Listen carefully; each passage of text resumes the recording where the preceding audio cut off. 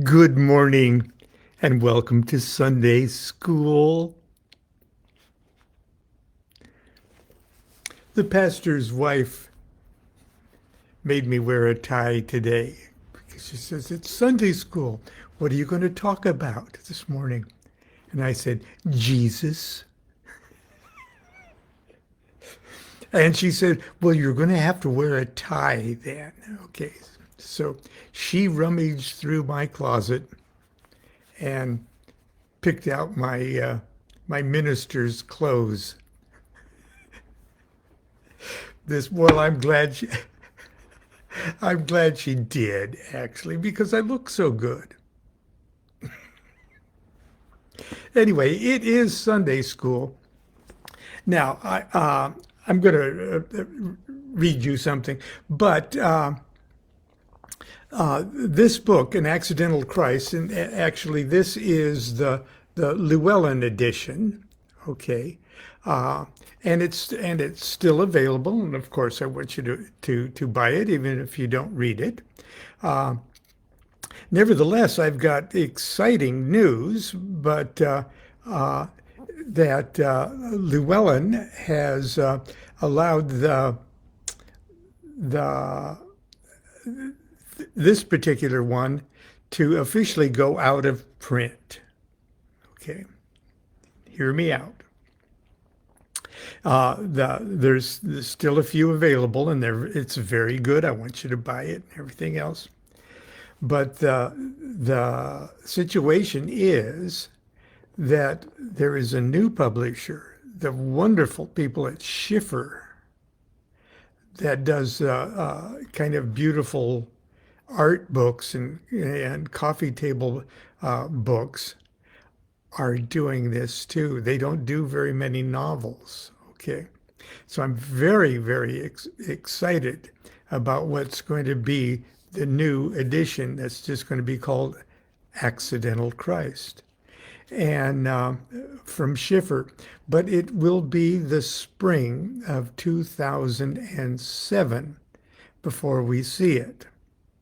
So even if you are among the many that already have this book, uh, you will probably want the Schiffer edition too, because it is likely to be drop dead gorgeous. Okay, and I'm not sure what they're going to do for uh, images and illustrations, but I'm really looking forward to working with them because but that's 2027, and I would really want you to read the story before that. But anyway, why am I bringing this up at this time? Well, it's Sunday school, and I told my wife I'm going to talk about Jesus. Back in 2007, okay,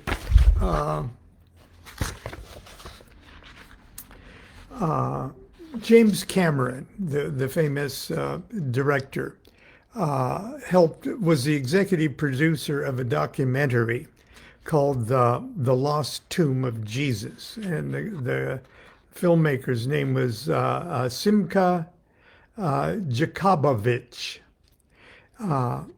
And it won an Emmy. Okay, the documentary won an Emmy, and it was based on the discovery of ossuaries in Israel. That at least seriously raised the question about they they contained the names of Jesus and his relatives, okay, on it. Now, obviously, I wasn't there, they weren't there, and there's a great and powerful forces that would want to discredit even speculation about the flesh and blood mortality of characters that we've known through the fables of Scripture. which is fine because there's power in faith and people believe what they're going to believe. But I wrote a little article about it, and this is back in 2007. So to tell you the truth, I don't know if it ever got published or who I wrote it for even. Knowing me, I had to have written it for somebody because I don't write for my own. I'm so lazy. Okay. Not only do I need, the prospect that it's going to be published, but I need a deadline. Otherwise, you're not going to get anything out of me. I'll just sit and watch old reruns of Mike Hammer. Okay. But anyway, I'm going to share it with you today. And I think earlier, over the last 4 years that we've been doing this, I've probably shared it with you before, especially when, the various editions of this came out. Yesterday, well, this is yesterday in 2007, I guess, I viewed with great interest Emmy winner Simka Jakobovich's, and I don't ask me to do that again, and Oscar winner James Cameron's documentary film, The Lost Tomb of Jesus. I also viewed the panel discussion moderated by Ted Koppel that followed the 2-hour Discovery Channel special. Because of the uncanny timing of this broadcast vis-a-vis the release last month of my book, Accidental Christ, the story of Jesus as told by his uncle, I feel delightfully compelled to offer a few brief statements. Accidental Christ is a novel, my first. With the exception of my autobiography, My Life of the Spirits, my other published works have until now been commentaries on various occult practices and traditions peculiar to Western magic and mysticism. In other words, textbooks on magic kind of things, okay? I drew the characters, plot, and setting of Accidental Christ primarily on material from the 4 gospel narratives, familiar to Christians around the world. But I painted the story against the backdrop of what I envisioned was the cultural and political realities of first century Palestine, or Palestine, Judea, Israel. Much of this information is today readily available from hundreds of books and thousands of websites. Indeed, an entire pop culture industry is formed around subjects that would reveal, quote, lost secrets or untold histories of Western civilization. Some of these are excellent and actually increase our understanding of history and religion. Others, while entertaining, often just end up titillating us by adding an interesting 2 to another interesting 2 and coming up with an outrageous and incredulous 5. I, of course, tried to be faithful as possible to history as I understand it, and the gospel narrative, okay, straight out of the New Testament, those 4 books. But because Accidental Christ is fiction, I felt blissfully free to let my imagination run wild. I had no idea at the time that many of the elements of the story that sprang full-formed and Minerva-like from my brain were in fact historically credible.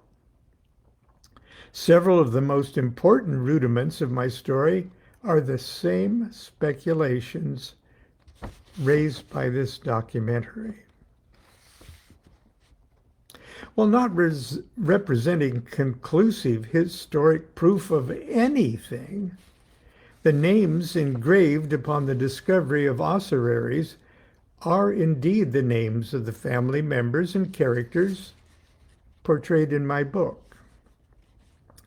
This in itself is not a breathtaking coincidence. After all, these names are also found in the Gospels. The inclusion of Mary Magdalene and Matthew, both key characters in my story, does bring me some measure of satisfaction. So compelling are the statistical data concerning the various and some extremely unique names on the ossuaries that critics are reduced to ridiculing the film's use of dramatic recreations and subjective assumptions based on church traditions. In other words, if you don't like the message, make fun of the box it came in. However, the most profound issues raised in both my book and the Jacobovich's documentary have less to do with specifics and more to do with profoundly important generalities. The most fundamental and important of these, in my opinion, concerns the social status of the family of Jesus and his role in the politics of his day. And here comes the Sunday school lesson. For centuries, we've been led to believe that Jesus came from an obscure and impoverished family, when the Gospels actually tell us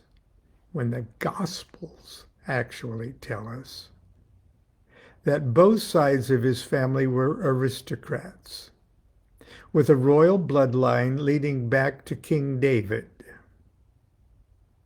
Indeed, it is his status as the hereditary king of the Jews and claimant to the throne of Israel that first earned Jesus the title of Messiah. Jacobovich's film also focuses on this aspect of the life of Jesus as a primary and integral factor that colors every aspect of his life.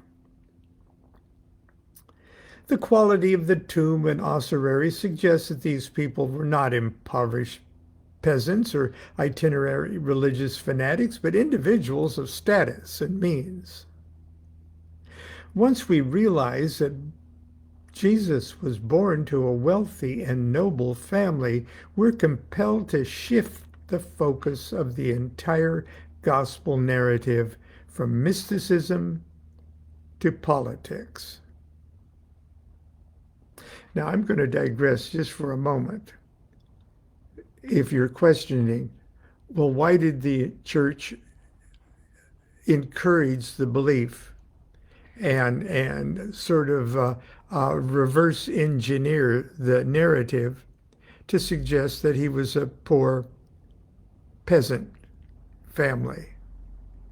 Because that was the congregation that they were attempting to convert to the new universal religion that they were trying to form. But I digress. Another important generality raised by both the film and my book concerns the possibility that Jesus was married to Mary Magdalene. While accidental Christ does not chronicle their eventual marriage, it does show them to be lovers who in all likelihood will marry. There is no question in my mind that the historical Jesus married. If he were a Jew, if he were a man in his 30s, if he lived in first century Nazareth or Jerusalem or Galilee, if he were a teacher, if he were a public figure, if he were not a cripple, a leper, or feeble-minded, then most certainly he would have been a married man. It would have been a conspicuous and scandalous cultural abnormality if he were not married. Admittedly, nowhere in the Gospels does it say Jesus was married to a woman who appears in numerous verses as Mary Magdalene. But if we are to assume he was married, then she is most likely the candidate. As wife of the King of the Jews, she most certainly would have been buried with or near her husband. The documentary is already being harshly denounced as an attack on the Christian faith. But for the life of me, I can't understand why Christians would condemn this line of inquiry. With so many books now being published that challenge the assumption that Jesus ever existed at all, one would think Christendom would welcome even the possibility of a discovery that would give them the opportunity to shout to the world, yes, he lived. Here's some proof. Here's his family. Here's his disciples, just as they're named in the New Testament. But there's something else at work here. The idea of a Jesus who lived and bred, a Jesus of flesh and bones, a Jesus who urinated and defecated, is unthinkably abhorrent to millions of people all over the world. It's almost as if Christian critics are confessing, quote, we don't want to know anything about Jesus that did not come from the Bible. We don't want a Jesus soiled by objective history. We can't handle a human Jesus who once dwelt in objective reality. We only want the Jesus of our dreams. I'm sorry to ignore even the speculation upon an empirical history that supports elements of the scripture is to invite their misuse by social and political and for many times military entities who are always ready to engender and perpetuate fear and hatred between peoples and cultures for their own interests. As the violence spawned by religious fundamentalism is demonstrating to us today. When a group of people surrender their intelligence, common sense, and rationality to blindly accept inflexible religious dictums, they become easy prey to political manipulation. I believe that the greatest evil in the world today is religion used for political ends. Religious nationalism. For the sake of life on this planet, it has got to stop.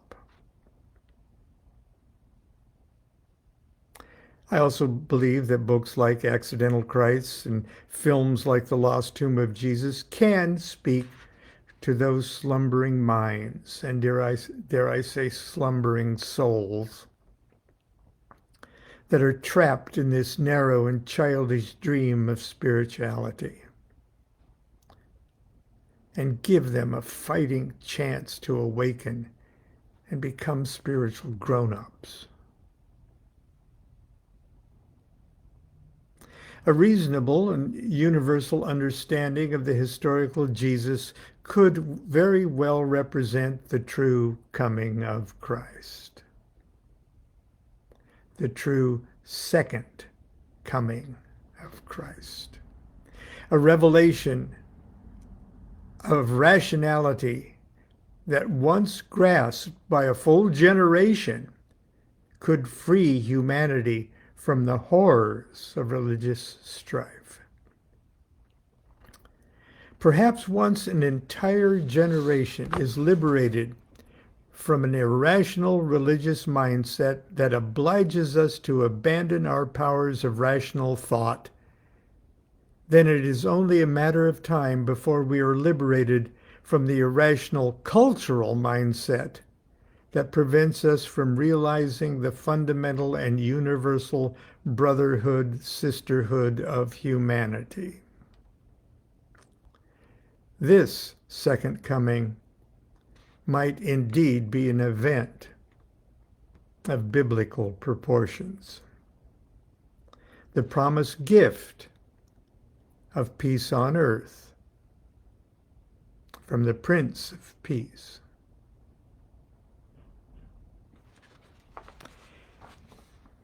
And that's our Sunday school lesson for today. We'll see you all tomorrow when we open the order of Monday morning. Until then, enjoy the rest.